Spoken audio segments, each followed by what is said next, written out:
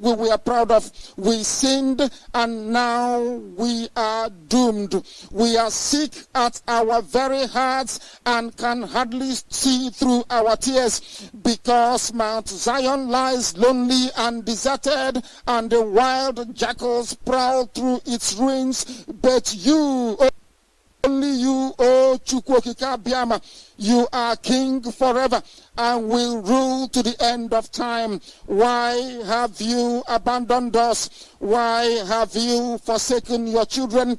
Will you ever remember us again? These are the questions we are asking. These are the questions that we crave answers for. Or have you rejected your own inheritance? Is there no limit to your anger? Will you be angry with us forever? Will you allow our Fulani to prevail over your creation? Will you allow those who are uncircumcised, those who don't know your words, those who are not called by your name, to prevail over your creation? Because your words are yea and amen, and any time you speak, it must come to fulfillment and to fruition. Therefore, we plead and we ask you to have mercy upon the lives of your children, because we have no other person apart from thee. Bring us back to you.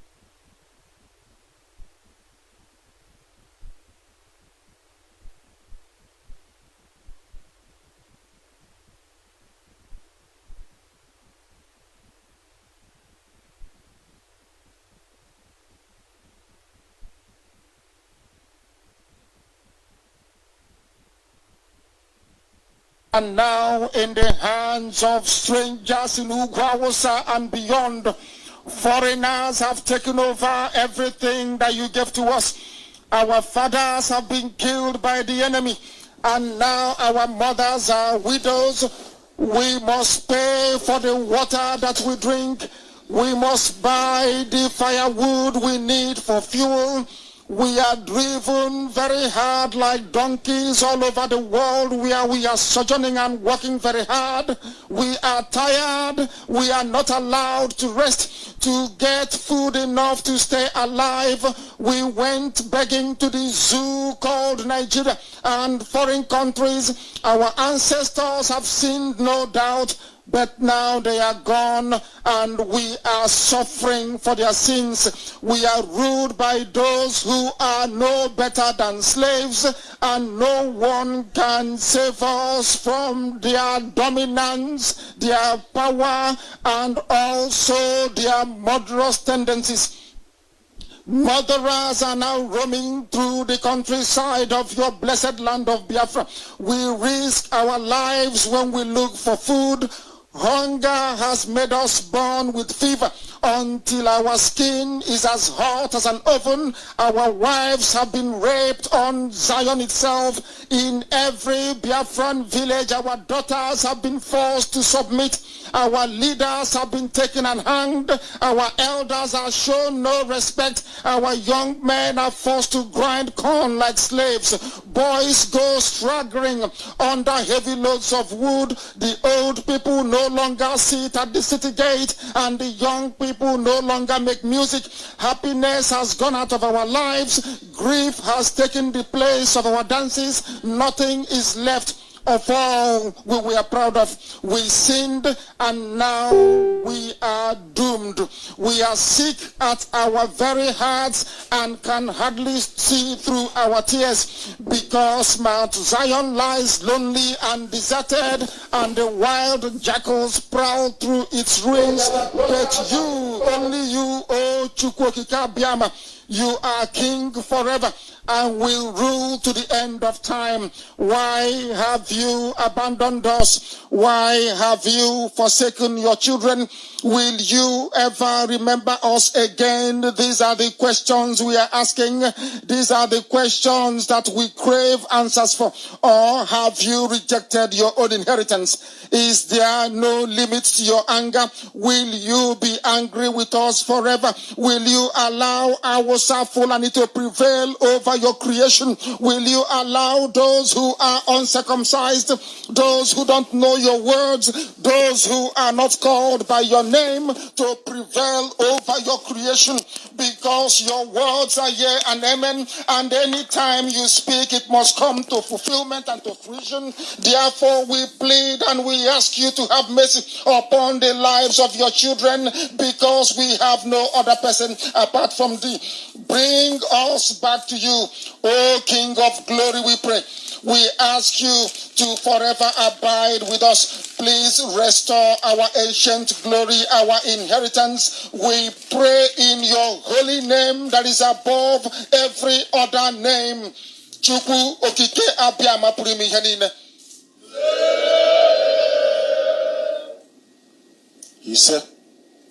Ise.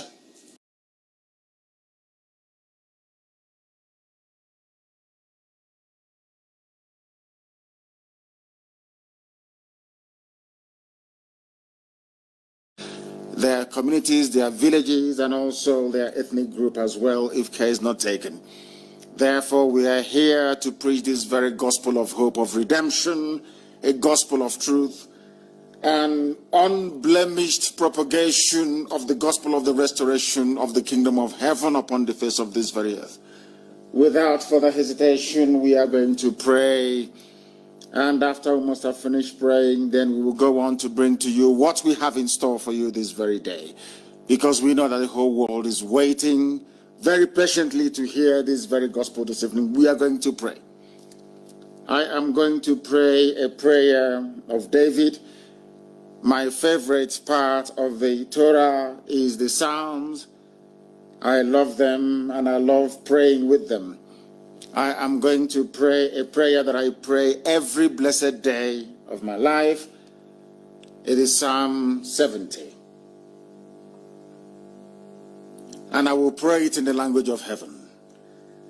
Some are reminding me that I have not introduced myself. I don't think that I need any further introduction, but for those who are joining us for the very first time, you're listening to the voice of Mazen Nnamdi Kanu, the leader of the indigenous people of Biafra all over this very planet, the largest mass movement on the face of this very earth, bar none. I lead IPOB very graciously, of course. I also direct Radio Biafra and Biafra Television, but above all, and by the very special grace of the Most High whom we serve, a servant of the wonderful people of Biafra. Now we must pray. And I will pray in the language of heaven. Please, if you have a direct line to the Almighty in heaven, they will tell you that they are worshiping Him in this very language I'm about to pray in right now. The very oldest language on the face of this very earth, the language of the ancient people. Chineke nna nke pụrụ ime ihe niile, onye anyị na-efe wee na-akpụ isi ala nye. Chineke nna nke usu niile nke ndị agha, onye ndị Igbo na-etu ebighị ebi. Onye ọbụla naanị ya kere ihe niile kere eke, mana onweghị ihe ọbụla bụ ihe kere ya. Ya onwe ya bụ onye nọ mgbe ji wee malite. Ọ bụ naanị gị bụ isi mbido, naanị gị bụ ọgwụgwụ nke ndụ mmadụ dị ndụ. Chineke nna nke ụmụ Israel, Chineke nna nke kere eri, Chineke nna nke ndị Biafra, Chineke nna onye na-adịghị agharịpụ ndị ya, onye okwu ya niile bụ ihe na amen. Anyị wee na-arịọ gị eze ndị nsọ, gị onwe gị bụ onye mmụọ na mmadụ na-akpụ isi ala nye, ka ị wee mụọ ọsịsọ ezi Chineke na bi n'igwe, ka ị bịa zọpụta ụmụ gị bụ ndị Biafra na ndị niile bụ ndị nọ na mkpagbu n'obodo ekwensu bụ Nigeria nke mmadụ dị ndụ mere, n'ihi na ọ bụ naanị gị na-eke obodo, ọ bụghị mmadụ dị ndụ. Anyị wee na-agọghị ka iwe gbatara anyị ọsọ enyemaka na ndị iro abatawa anyị n'ime ha gbawa anyị okirikiri wee jide ụmụ gị wee na-ala ha n'iyi wee jide ọbara ndị nsọ wee were ya wee na-akwafu nna nke ebere n'ihi na o nweghị mgbe ọbụla ọ bụ uche obi gị iwere anyị wee nyefee n'aka ndị iro ndị a na-ebighị ugwu ụmụ ekwensu ụmụ ọchịchịrị kama ọ bụ site na nnupụ isi anyị na mmehie anyị iwe na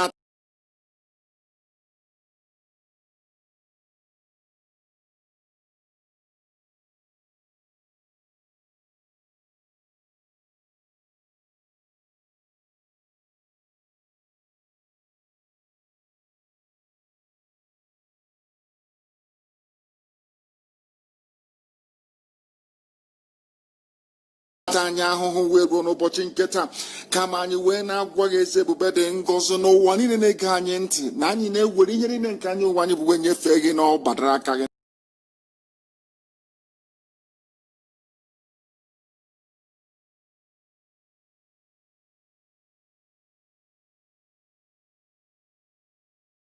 nna nke ebere n'ihi na ọ bụ naanị gị nna nke igwe ka ihe niile ekere eke na-erubere isi.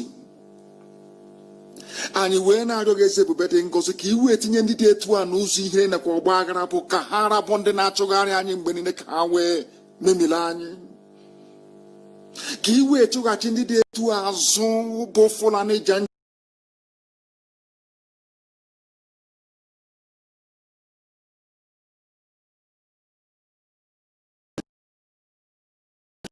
Janjaweed na ndị otu ha niile ma tinye ọgba aghara n'etiti ndị dị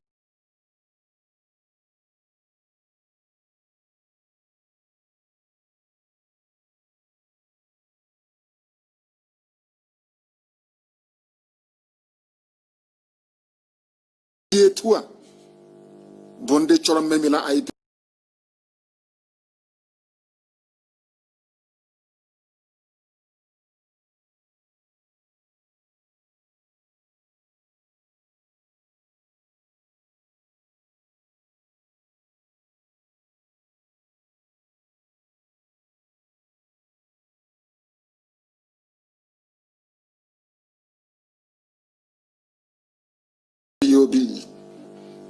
Bịakwa ka iwe chụghachi ndị iro anyị azụ ka ụgwọ ọlụ ndị dị etu a wee bụrụ ihere nke onwe ha ka ha rapụ ndị na-achị anya ọchị niile na-asịlekwa ka ọnọdụ ha dị,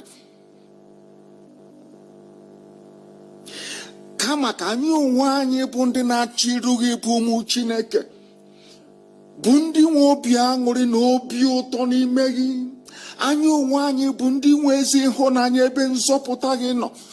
Ọ bụ ya mere mgbe niile ka anyị na-ekwu ukwe wee na-abụ abụ wee na-eweli olu anyị elu na-asị onye nwe anyị bi n'igwe, ka anyị jaa gị mma Chineke nna bi n'igwe, ka anyị jaa gị mma ọkaka, ka anyị jaa gị mma nwanne otu onye, n'ihi na anyị bụ ụmụ ogbenye nweghị ihe ọbụla nke anyị nwe. Anyị wee na-arịọ gị ka iwe gbatara anyị ọsọ enyemaka ọsịsọ n'ihi na ọ bụ naanị gị bụ Chineke na nke pụrụ m ihe niile.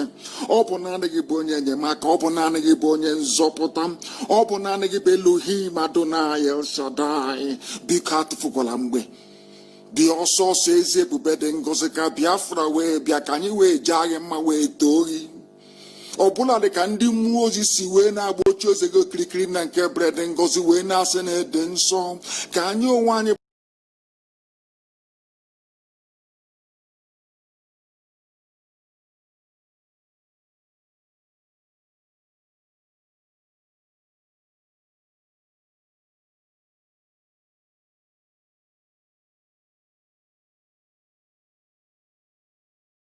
ozi wee na-asị na dị nsọ, ka anyị onwe anyị bụ anụkpa ahụ n'elu ụwa wee si etu a wee jaa gị mma ezi ebube dị ngọzi. Ka otuto niile na nsọpụrụ niile ịja mma niile bụrụ nke naanị gị onye nwe m ugbu a ma ruo mgbe niile ebighị ebi ka anyị na-arịọ gị. Ise, the language of heaven.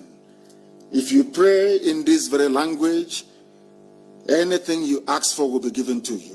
If your heart is clear and your mind is pure, that I can assure you, there is nothing that I pray for that I do not get. Absolutely nothing. Anything I ask for, I get it. I pray in this very language of heaven, the language of the ancients. If you want to know how to ask God for something and is granted, go and study the secrets of David. David is about the only person that knew how to speak to Elohim, and all his wishes was granted. Thank you very much. I welcome each and every one of you. All of you, wherever you are this very evening, you must get your pen and paper ready, because we are about to educate even the uneducable. We are going to educate them this very day.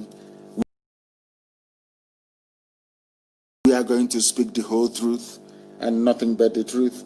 A justification of everything we have been preaching from day one. I am starting today's program with that very letter that I now believe has gone viral. You know, sometimes I wonder only if we can reason properly, only if black people can reason properly and discern, only if we can read between the lines, can we then appreciate the magnitude, or should I say, the importance of this very correspondence from the very Baroness Cox, a woman that I met. I think that was last year. I went to the House of Lords and we met her, myself, and my immediate younger brother, as a matter of fact, accompanied me on that very trip, and also Solomon Ebo as well, who is our Manchester coordinator. We went to go and see Baroness Cox, and she spoke very well, very eloquently, very grand. And I knew immediately that she was a woman of immense courage and integrity. And today, I believe with the writing of this very letter to Patricia Scotland, QC, who is the Secretary General of the Commonwealth, that she has justified my faith in her. She has justified my faith in her. And I wish that a lot of people can come up. Not too long ago, just a few days ago, so to speak, the U.S. ambassador made history as being the first person, not just the first woman, but the very first person to guarantee what may resemble free and fair elections in the damnable zoological republic. And now that has been followed by Baroness Cox. I don't know the influence that women are having. I wouldn't say they're inordinate, but I do welcome all of them. And we are going to analyze this very correspondence this evening to lay a very clear and unmistakable foundation as to the direction the zoo is headed and what we all need to do individually and collectively to ensure the survival of our respective ethnic groups and our respective nations that Lugard unceremoniously bound together in the British colonial experiment that they also christened Nigeria. Baroness Cox of the House of Lords of England, of course, of the United Kingdom, wrote to Right Honourable Patricia Scotland, QC, the Secretary General of the Commonwealth, whose office is at Marlborough House in London is W1 Y5HX, a place I know very well, having lived there for very many years. And Baroness Cox started by saying, or by addressing her letter to Patricia. She said, "Dear Patricia, we write," we meaning herself and a few other parliamentarians in the UK, "we write to highlight urgent concerns about escalating violence in Nigeria, where attacks led by Boko Haram, Fulani herders, and other Islamist militia continue in northern and central belts, with reports of increasing violence in the southeast. For the very first time, they acknowledge that there is violence being visited upon our people by the Janjaweed military, the army, and the police." You must listen very carefully in this letter, and also for the very first time coming from people that we consider to be part of the British establishment. A recognition that despite the coloration by some sections of the Zoo media in terms of the description of those carrying out all these heinous attacks as Fulani herders, for the very first time they acknowledge that Fulani people are the ones killing, pillaging, maiming, and sacking towns and villages. At the risk of sounding like an ethnic bigot, which is what they often accuse me of, but the truth of the matter is that each and every of the now 7 terrorist groups in the zoo are all funded and staffed by Fulani people. And as I said, for the very first time, I know that the Foreign and Commonwealth Office will disagree with this. I know that those of them who work in their foreign missions, who get, should I say, quite a sizable chunk of bribe money from the Fulani Caliphate, will disagree with this. Anybody who is against it is in the payroll of the Janjaweed. You must understand this. For the very first time, they acknowledge there are attacks from Boko Haram, of course, but from Fulani headers. They called a spade, which is why I have regard for this very letter. If not, I wouldn't have read it out. And all that Islamist militia, which is also a recognition that Muslims are killing Christians in the zoological republic called Nigeria. For the very simple reason that the government, the army, the police, the customs, the navy, every paramilitary organization, every organization that bears arms in the zoological republic have all been Islamized. They're all staffed and led by Muslims from the Sahel. And they will kill for their religion. Under the cloak or cover of one Nigeria, they are now executing their master plan of conquest and forced Islamization. And I congratulate these parliamentarians in the UK for recognizing that. The reason why this letter is very important is because never, I cannot recall in the history of the Zoological Republic where parliamentarians from the UK have risen with one accord and one voice to condemn what is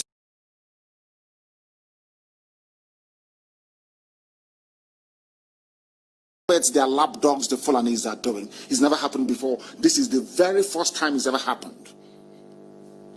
You must listen very attentively. For the very first time also, they acknowledged Biafra. Of course, they cannot mention Biafra. They said Southeast. They know there is violence there. So all the tweeting we've been doing, all the campaigning, everything that everyone has been doing, not just us. There are a lot of people who are working very, very hard to convey this very message.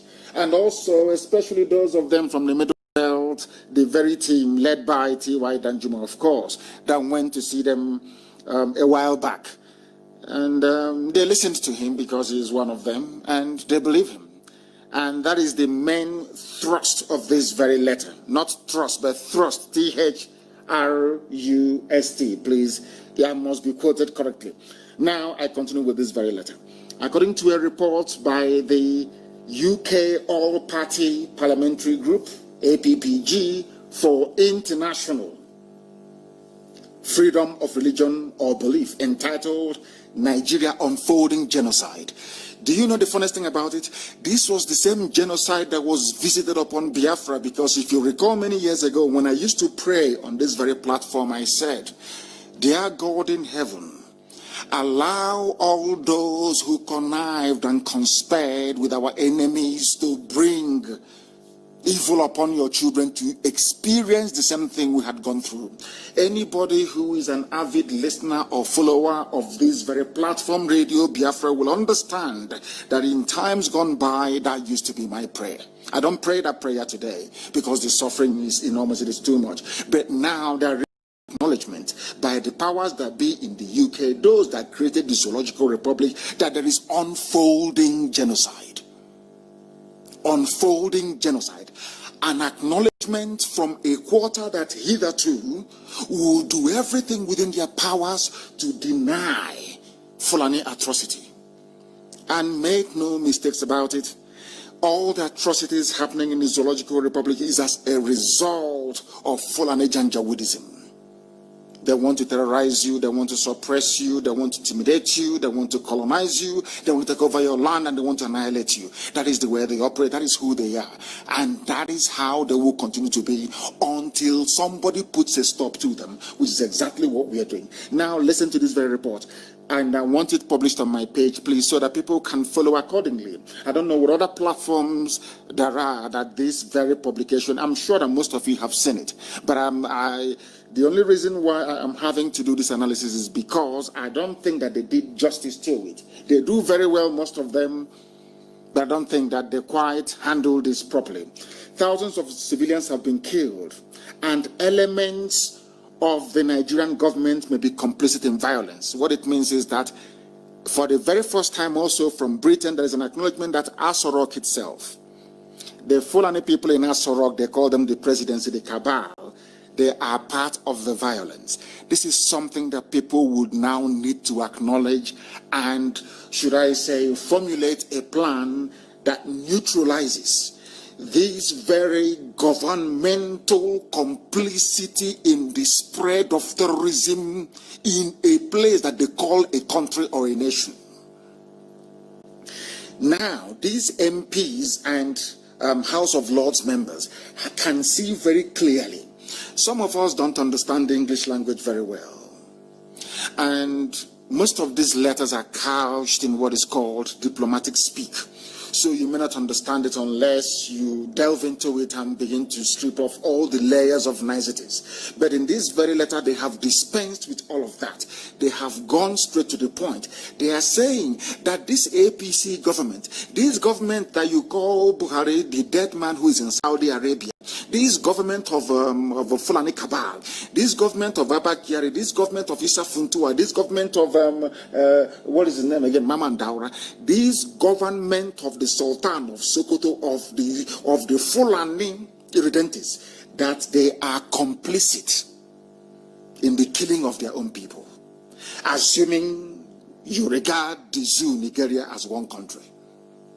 These are people, you must understand that these are people who wouldn't normally be critical of a Fulani regime because they benefit from it. For them to come out so explicitly and boldly to condemn what is quite rightly unfolding genocide in the zoo tells you the extent of the damage that the Fulani Janjaweed has done to people in that damnable zoological republic. This very group, as their letter goes on to say, the APPG's concerns reflect the findings of a report by Amnesty International. The report is titled, "We Dried Our Tears, Addressing the Toll on Children of Northeast Nigeria's Conflict," which concludes, listen very carefully, which concludes that the Nigerian armed forces, the Nigerian army led by Buratai, have committed war crimes and crimes against humanity during their operations. They have never fought any foreign war. They have never conquered any piece of territory for the zoo. They have not done anything gallantry worthy of mention. They have not exhibited their heroics anywhere else in the world. Only, I am telling you, in the second paragraph, it says that the Nigerian government is complicit in the genocide going on in Nigeria.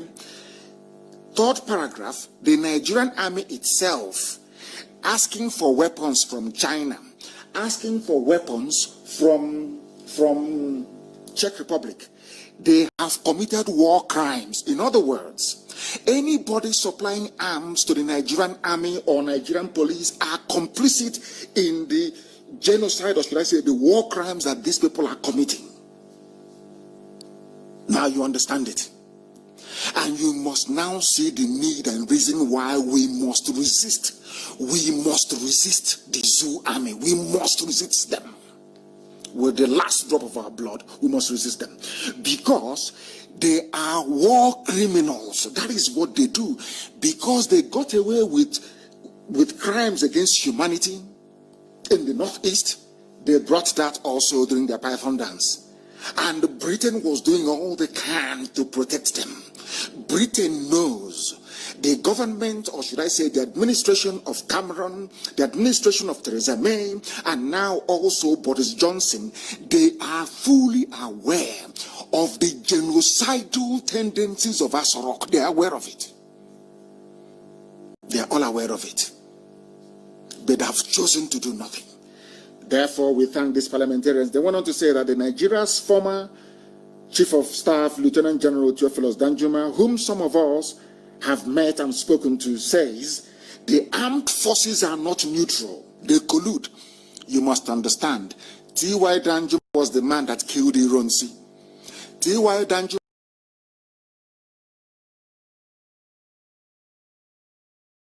is a hater of Biafrans. I must tell you this very clearly.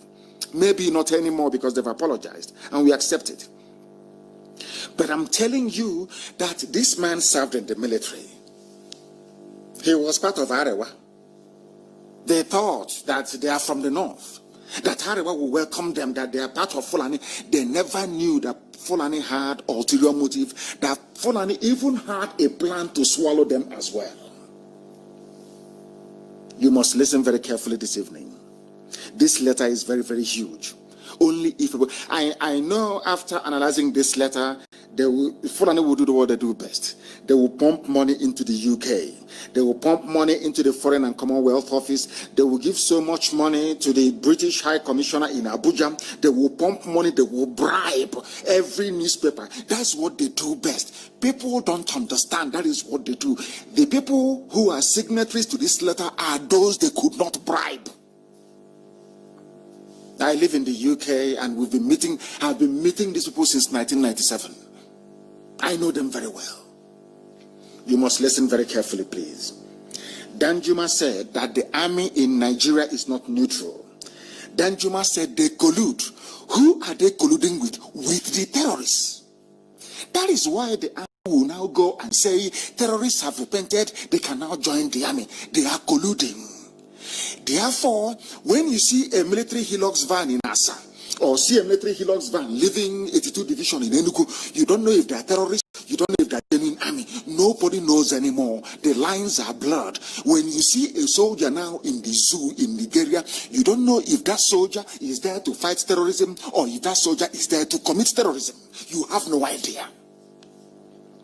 These are the things people don't know. That is why our people must resign from the army.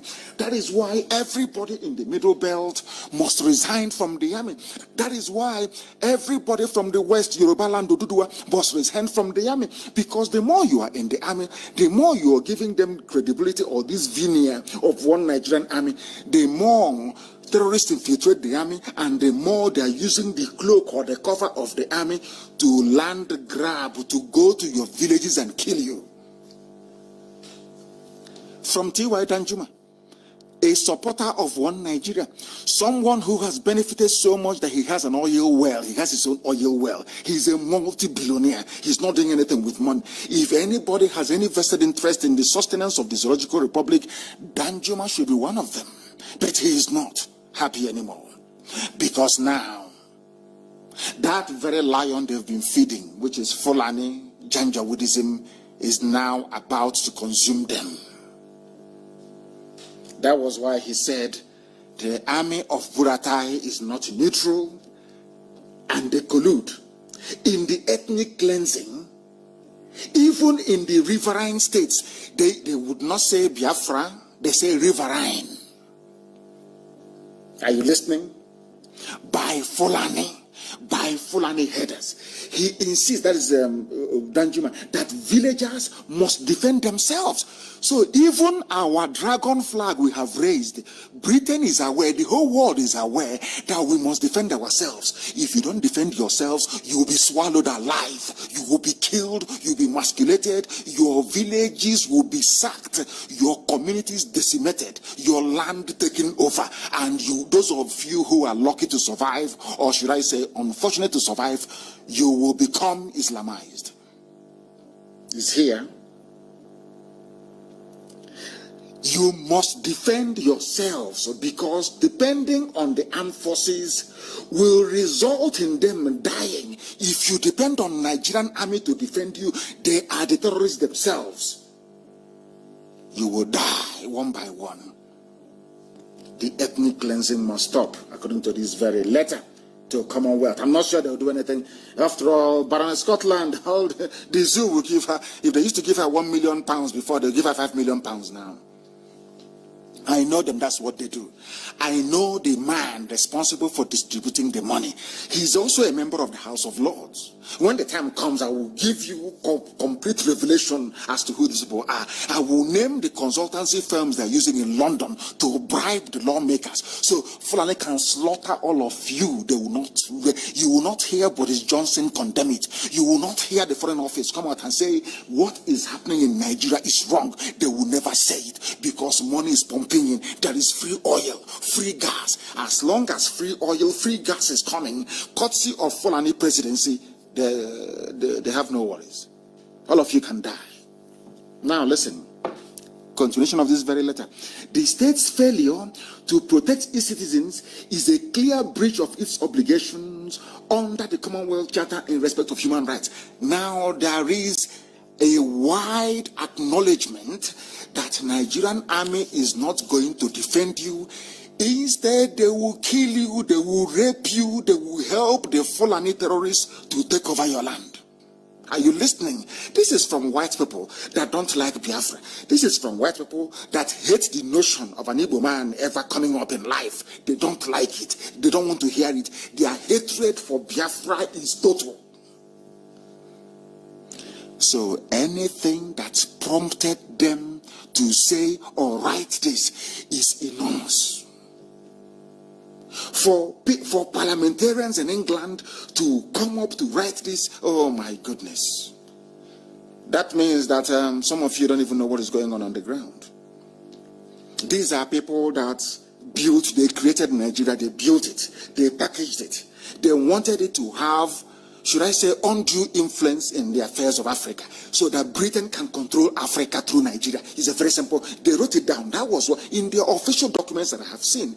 Britain said, we want to build a huge country in Africa that can wield influence, and through them we can control the whole of Africa.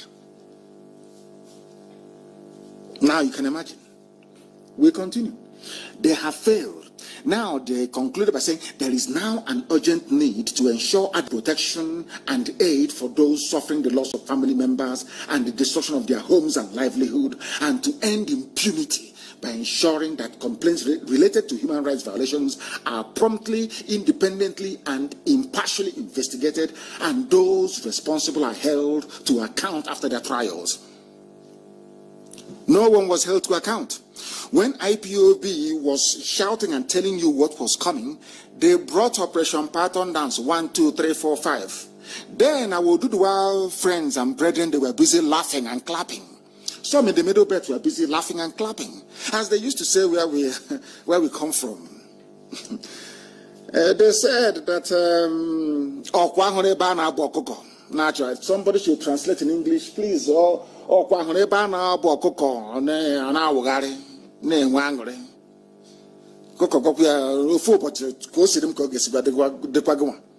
Somebody should translate. Somebody should translate for the world to understand. Today, when IPOB was fighting Fulani Janjaweed, we were protesting, we were rallying, we were marching, telling you that death is coming. Some people in Yoruba land, they said, no, leave them, he's a secessionist. Until Pa Fashoranti's daughter was slaughtered by Fulani people. Until Fulani now occupy some forests in Yoruba land. Now their eyes opened. The Middle Belt were rejoicing after they were against Biafra, they were against everything to do with Biafra and freedom, until Miyetiala got into their villages and their communities, raped their children, abducted them, dismembered them, slaughtered them, took over their land, renamed it. Then their eyes opened. That thing we saw many years ago, you are only now discovering. And I say good morning to all of you, and I welcome you with open arms. Now, we can join forces and fight this monster together. And the only thing that is making them to survive, the only thing that is sustaining this Fulani hegemony, is the stupidity of some of the Efulefus buried in all these ethnic groups, all of them. Some more than the other. I can assure you. Some more than the other, I can assure you. But we're going to deal with all of them. In conclusion, they wrote, we write therefore to ask whether you are able to respond on behalf of the Commonwealth and to raise these urgent concerns with the Commonwealth Ministerial Action Group. We will be very willing to meet in person, or perhaps more practically online via Zoom, to discuss how we might proceed. This, as I told you about Britain and white people, if you remember, a long time ago as well. I said, no matter how bad they are, I told you about England, no matter how bad they are, they have conscience. One day they will rise up and say that what is happening is bad, and they have done it. That's one thing about them. I told you that's one thing I admire about them. No matter how bad they are, one day they will rise up and say enough is enough. That was how they ended slavery. People went to court and argued in England that slavery was inhuman and inhumane. And they ended it. It's a country that, respects logic and reason. And now they have come to the conclusion that this cannot continue. They need a country or a nation exists to protect the people. When that state can no longer protect the people, that state loses or ceases to hold legitimacy to be called a nation or a government. Do you understand it? If you cannot protect lives and properties, that state should not exist. That is why you have failed states. States that can no longer guarantee the safety or well-being of its citizens and their properties. That's all. Is it happening in the zoo? Is it because you hear the little ones that you hear because of social media? If not, you will hear nothing. The killings will continue, nobody will talk. Britain is getting oil and gas, so why bother? If America wants to decide, please don't even go there. It's our territory, it's our area, we'll colonize that. Britain says, what are you going to teach us about Nigeria? I remember once, American diplomats were clamoring and saying that something needs to be done about Nigeria. I remember then, I saw the dispatch. Britain said to them, why are you bothered about Nigeria? We created Nigeria. They did not create Nigeria. Those black people did not. We created them. Do you know them more than us? And America kept quiet. And there's a very valid point. That Nigeria, you have a name today answering Nigerian is because Britain created you. You didn't create yourself. Let us be honest about this. All these people telling you about being patriotic, one Nigeria. I'm asking you, did you create yourself? Nigeria is about to be 60 years old. Is that correct? They said it's 60 years anniversary of Nigeria. Is that not correct? 60 years. So how about your father that is older than 60? Who is he? Or who was he? These are the things that, because we are black people, our reasoning, our mental faculties, our reasoning process doesn't extend beyond 1960. Ask yourself this question. Those of you clamoring for one Nigeria, saying Nigeria has to be one, despite all these impunities as chronicled by British parliamentarians, are you telling me that something that was created, or should I say came into formal existence in 1960 and has represented only misery, Nigeria has only meant misery, death and ethnic cleansing, genocide? Can somebody name one good thing about the zoo in Nigeria? Nothing. Now why are you sustaining it? That is the question any logical person will ask. When you're in a marriage that is not, that is no longer, should I say, serving your interest, you leave. Is that not correct?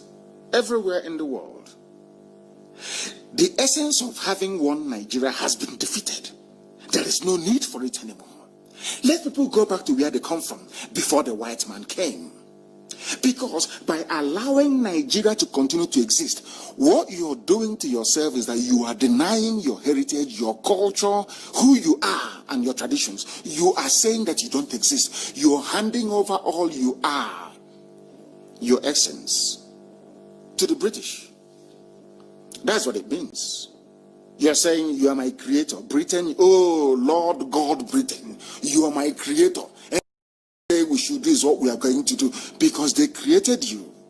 Remember that when God made the heavens and the earth, God gave Adam the power to name things. And God said to Adam, all these things you own, so name them. According to the scriptures, Adam started naming everything. So whoever gives you a name, own you. That is why when you're a child, when you're born, they ask your mom and your dad, well, what is this baby's name? They won't go to ask any other person, and your dad will give you a name, or your mom will give you a name, or they will jointly give you a name, and that is the name you're going to bear until you become an adult. If you don't like that name, you now do a deed poll and you change it because you are now an adult. Zoo at 60. Still answering a name that nobody can actually stand up and defend. And you're telling me that you're matured? Of course you're not. Now, as always, it will take the intervention of white people to help us. It took white people to stop slavery. Blacks did not stop slavery. White people did. Britain promulgated a law banning slavery. In America, the same thing. Abraham Lincoln went to war to stop slavery. White people did something about it. All we do as black people is to lament, to complain. We never go the extra mile to put an end to what I call established injustice. It is now taking the intervention of white people in England, Baroness Cox, Lord Alton of Liverpool, Baroness Kennedy, Jim Shannon, Lord Williams, Lord Carey, Dr. Christopher Coxworth, Philip Mount Stevens, Lord Stoddart, Lord Anderson, Lord Cormac, Sir Geoffrey Nice, Ayo Adedoyin, Emilia Ochab, Mervyn Thomas. In fact, do you know what I find astonishing here? At least there is an Oduduwa person here. A Yoruba man's name is here. But we have Igbo, IGBO. I know that Honora, what's her name? Is it Kate Honora? She's answering from Newcastle. She's there, but she is not here. She has collected her own money from Nigeria. But at least Oduduwa is here. Ayo Adedoyin is here. Who represent the International Organization for Peace and Social Justice. We have an Igbo woman in the House of Commons. I think it's Kate Honora. She's answering. I stand to be corrected. She cannot join. She has collected her own money and gone to sleep as her village is being ravaged by Fulani terrorists. That is our people for you. That is how we are. It is taking white people, to come to Africa to save Africans from themselves. The same way that U.S. ambassador to Nigeria, the U.S. ambassador in Abuja was the one white woman responsible for the first free and fair elections in living memory. One white woman, one single white woman. Now, whites are coming to save you. Tell me why they will not feel superior to you. Tell me why they will not feel that they own you. Because without their intervention, you cannot do anything.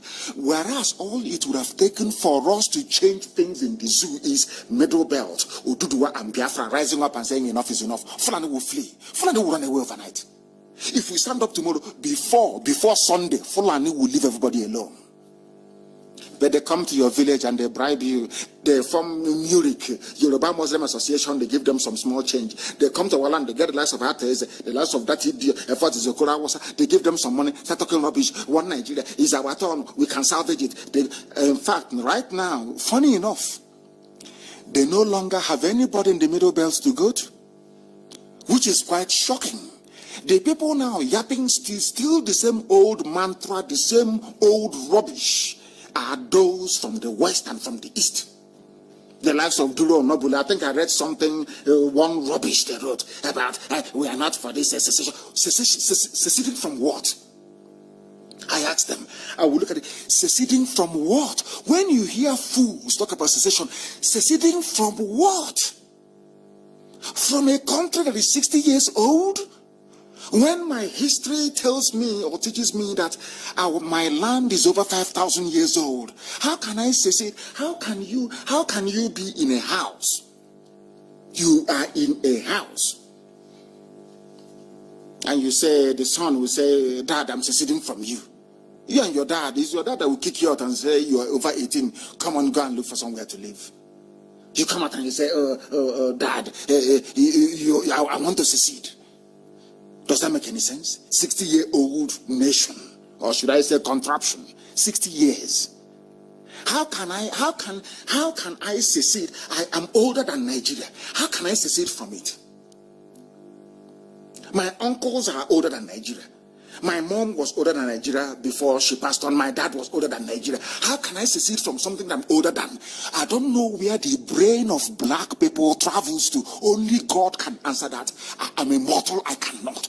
I want to know where the brain of black people, what informs their reasoning. Someone like Duro Noble writing garbage, writing rubbish, absolute rubbish. He claims an intellectual. Secession. They want secessionist group. Seceding because Fulani gives you money. Fulani doesn't want anybody to leave because they are lazy. They cannot do anything apart from moving cattle from place to place. They need The revenue from oil and gas is common sense. Only if you're a fool will you not understand it. White people are coming to save you. As always, it's always whites. End of slavery, white. It's always white people coming to save poor Africans. Always. And it's happening now again. People without shame nor honor. This is something we can do ourselves. Rather than, let me tell T.Y. Danjuma something. This is the long way of doing it. All you people have started very well in the Middle Belt is to apologize for what you did wrong in the past. That's number one. And now you build credible alliance. Credible. The mistake that people make in Nigeria always is this. When ethnic nationalities want to build alliances, they go back to Fulani slaves. The people that Fulani put in power, because they anticipated this time they knew was going to come. In order to preempt any outcome that will disfavor them or might appear unfavorable to their interest, they give you leaders. So if you come to Biafra land and you want to come and cut a deal as to how to deal with the Fulani people, and you have an award, and you have Edwin Clark, these are their slaves, you're not going anywhere. I'm sorry to say, you're not going anywhere, you're not going to achieve your aim, you are not going to succeed. Now, what we need to do, or what people need to do, is to look for people of like minds. That is how to defeat Fulani. If you come and you're looking for the same people that are responsible for placing us where we are today, you will not make any progress.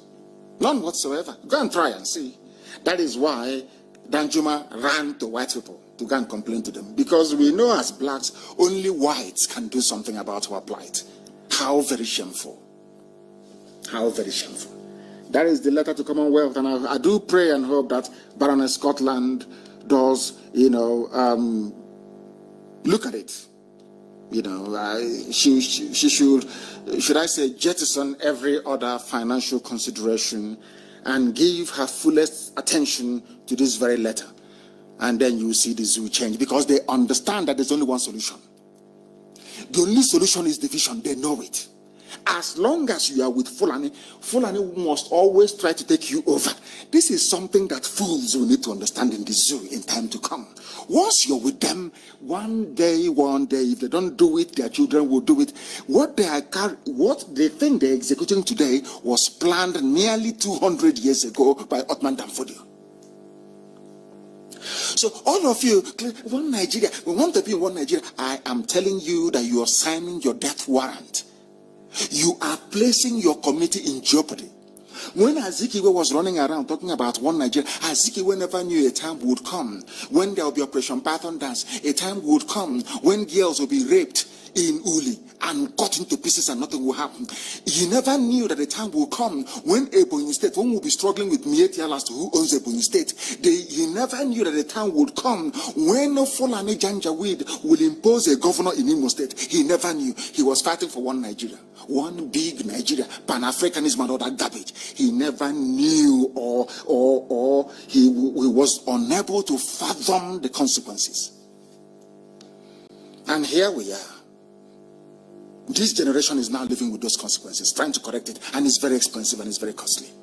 These are the things you ought to know. Anytime you see any idiot, any fool, regardless of his or her presumed education or degree of enlightenment or exposure, I am telling you that person is a compound idiot. I will challenge any non-entity to debate me anytime, any day. As I keep telling you, if you last, God in heaven is my witness. If you debate me and you last for 2 minutes in that very debate, I will know that I shouldn't be doing Biafra or agitating for Biafra. Nigeria is 60 years old. How old is your grandfather? Most of you listening, how old is your grandfather? Now, ask yourself this: what was your grandfather's country before Nigeria came into existence?